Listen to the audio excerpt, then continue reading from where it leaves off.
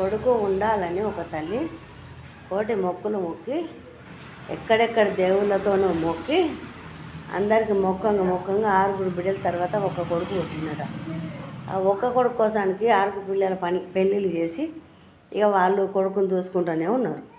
అట్లయినా 6 బిడ్డల పెళ్లి చేసినాక ఇక పిల్లగాడు వయసుడైన వానికి పెళ్లి చేసిర్రు.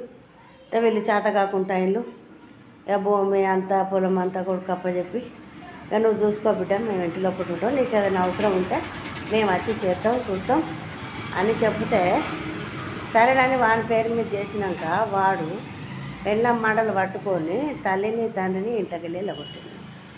వెళ్ళగొడితే వాళ్ళిద్దరు ఒక చెట్టు కింద ఉన్నారు. వాన కొడుతుంది, ఎండ కొడుతుంది. ఇక అందరు చూసేటోళ్ళు పాపం అని ఆ ముసలిలో బుక్కడు పెడితే వాడు ఎక్కడో 100 రూపాయలు కచ్చుకొని ఇద్దరు